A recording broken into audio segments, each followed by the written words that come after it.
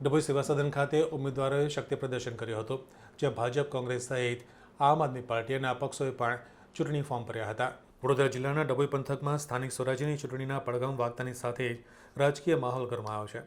આજે ઉમેદવારી ફોર્મ ભરવાના મહત્વના દિવસે ડભોઈ સેવા સદન અને તાલુકા પંચાયત કચેરી ખાતે ઉમેદવારો અને તેમના સમર્થકોનું કીડિયારું ઉભરાયું હતું.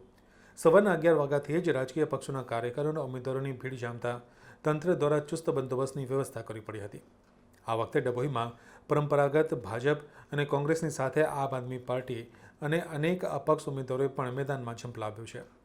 ડભોઈમાં કુલ બેઠકોમાં નગરપાલિકાની 36 બેઠકો, તાલુકા પંચાયતની 20 બેઠકો અને જિલ્લા પંચાયતની 4 બેઠકો પર ઉમેદવારોએ ઉમેદવારીપત્રો ભર્યા હતા.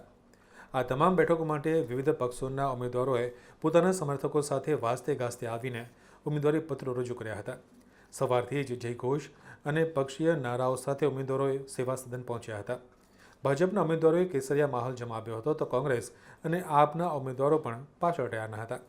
દરેક ઉમેદવાર પોતાની જીતનો દાવો કરતા જોવા મળ્યા હતા. ખાસ કરીને નગરપાલિકાની 36 બેઠકો પર કબજો મેળવવા માટે રસાકસી જોવા મળી રહી છે.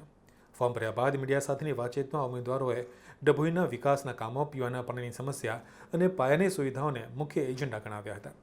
તમામ પક્ષોએ દાવો કર્યો છે કે જનતા તેમને જ જંગી બહુમતીથી વિજય બનાવશે. ખાસ કરીને તાલુકા અને જિલ્લા પંચાયતની બેઠકો પર ગ્રામીણ મતદારોનો ઝુકાવ કઈ તરફ રહેશે તે જોવું રસપ્રદ રહેશે. હવે ફોર્મ ભરવાની પ્રક્રિયા બાદ રાજકીય પક્ષો ડોર ટુ ડોર પ્રચાર શરૂ કરશે, જેના કારણે ડભોઈમાં આગામી દિવસોમાં રાજકીય ગરમી વધુ જોવા મળશે.